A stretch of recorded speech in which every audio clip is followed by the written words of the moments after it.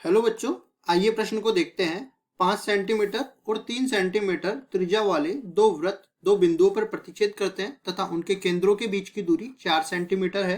उपनिष्ठ जीवा की लंबाई ज्ञात कीजिए। और यहाँ पे देखिए, हम लोग प्रश्न को हल करने से पहले मुख्य अवधारणा की चर्चा कर लेते हैं। मुख्य अवधारणा, तो इसमें हम लोग कुछ ऐसी चीजें बताने वाले हैं जो सवाल को सरल करने में आसान बना देगी। पहली चीज, हम लोग जानते हैं पाइथागोरस प्रमेय क्या होती है। पाइथागोरस प्रमेय, ये प्रमेय समकोण त्रिभुज के लिए लागू होती है। जैसे समकोण त्रिभुज में यहाँ पे बना देता हूँ। समकोण त्रिभुज में एक कोण 90 डिग्री का होना चाहिए, बाकी दो कोण चाहे न्यून कोण होते हैं चाहे किसी भी माप के हो, एक कोण 90 डिग्री का होना चाहिए। 90 डिग्री के सामने वाली भुजा को बोलते हैं कर्ण, और बाकी दो भुजाओं को आधार या लंब किसी को भी बोल देते हैं।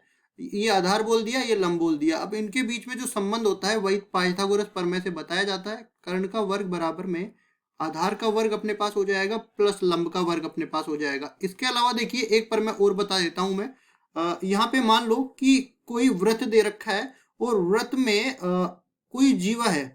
अब जीवा पे मैं इस केंद्र से लंब डालता हूं, तो ये लंब जो है इस जीवा को दो बराबर भागों में बांट देता है। मतलब अगर ये ए बी बोल दूं जीवा की लंबाई, बीच में सी डाल दूं और ये ओ डाल दूं, तो यहाँ से लंब जो डालेगा ने वो ए सी बराबर में बी सी इसको बना देगा। ये दो बराबर भागों में बांट देता है। और समकोण त्रिभुज में हम पाइथागोरस प्रमेय इसलिए लगाते हैं। देखिए, यहाँ पे ये अपने पास त्रिज्या हो जाएगी, ये लंब डालेंगे तो ये वाली भुजा जो है केंद्र से जीवा के बीच की दूरी दे रखी होगी या फिर जीवा की लंबाई दे रखी होगी, तो जीवा की लंबाई को आधा करके हम लोग एसी का मान निकाल लेंगे और फिर ओसी का मान पाइथागोरस प्रमेय से लगा देंगे। तो अब देखिए, सवाल में हम लोग चलते हैं। क्या बोल रखा है, एक अपने पास 5 सेंटीमीटर का वृत्त दे रखा है, एक अपने पास 3 सेंटीमीटर का वृत्त दे रखा है, इस तरीके से। ठीक है। अब देखिए, ये इसका केंद्र ये मान लेता हूं, इसका केंद्र ये मान लेता हूं। अब ये जहां पे काट रहे हैं उनको मिला देता हूं बिंदुओं को। तो इस तरीके से हमने मिला दिया। अब केंद्रों को केंद्रों से मिला दिया और इस तरीके से मैं बोल देता हूं, ये मान लो 5 सेंटीमीटर के बराबर है, ये मान लो 3 सेंटीमीटर के बराबर है। अब आगे बोला है कि केंद्रों के बीच की दूरी 4 सेंटीमीटर के बराबर है। इनको नाम दे देता हूं। सबसे पहले तो एक जीवा बनाएंगे हम लोग, जहां पे ये काट रहे हैं दोनों वृत्त। ठीक है। ये अपने पास जीवा हो गई, इसको मैं ए बिंदु नाम दे देता हूँ, इसको बी बिंदु नाम दे देता हूँ। ये O1 हो गया, और सॉरी, ये इसको ओ डेस बोल देते हैं, इसको ओ बोल देते हैं। ठीक है जी। ओ और ओ डेस के बीच की दूरी हमें कितनी दे रखी है, 4 सेंटीमीटर के बराबर दे रखी है। इसी तरह ए ओ डेस के बीच की दूरी 5 सेंटीमीटर के बराबर दे रखी है। इसी तरह ए ओ ये दूरी 3 सेंटीमीटर के बराबर दे रखी है। अब देखिए, यहाँ पे जहां पे ये दोनों केंद्रों के बीच की दूरी और जीवा जहां पे प्रतिच्छेद करते हैं, इसको मैं बिंदु नाम दे देता हूं पी।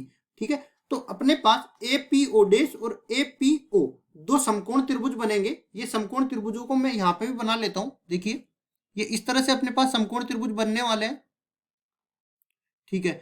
अब ये अपने ए नाम दे दिया, ये पी नाम दे दिया, ये ओ डैश नाम दे दिया और ये ओ नाम दे दिया। ये 5 सेंटीमीटर के बराबर है, ये 3 सेंटीमीटर के बराबर है। इसके अलावा हमें कुछ नहीं बोला है, केवल बोला है कि ये 4 सेंटीमीटर के बराबर है पूरी। अगर ये 4 सेंटीमीटर के बराबर है तो हमें नहीं पता है कि ये ओ डैश पी कितना है या ओपी डैश कितना है। तो इसको मैं, अगर मैं इसको y मान लेता हूं तो इसको मैं 4 माइनस वाई मानना पड़ेगा मेरे को। और ये जो एपी है इसको मैं x मान लेता हूं। अगर ये x हो जाएगा एपी, तो ये अगर x माना है तो ये भी x ही होगा। क्यों? क्योंकि मैंने बताया है कि अगर केंद्र से किसी जीवा पर लंब डाला जाता है तो ये सामने वाली जीवा को दो बराबर भागों में बांटता है। अब देखिए, यहाँ पे ये x मान लिया, तो दोनों में पाइथागोरस प्रमेय लगा देते हैं हम लोग। पहले एपी ओ डेश में पाइथागोरस प्रमेय लगाऊंगा तो 5 का वर्ग बराबर हो जाएगा यहाँ से y का वर्ग प्लस x का वर्ग। इसी तरह मैं y दोनों में जो है x उबेनिष्ट है तो x का मान निकाल लेता हूँ। देखो, एक्स स्क्वायर बराबर हो जाएगा 5 का वर्ग 25 माइनस में y का वर्ग। तो इसको मैं समीकरण नंबर 1 नाम दे देता हूँ। इसी तरह एपीओ में देख लेते हैं हम लोग। यहाँ पे 3 का वर्ग, मतलब कि इस तरह से 3 का वर्ग बराबर हो जाएगा x का वर्ग प्लस 4 माइनस में y पूरे का वर्ग। ठीक है जी। अब यहाँ पे भी x का वर्ग निकाल लेंगे तो ये बन जाएगा 9 माइनस में 4 माइनस वाई पूरे का वर्ग।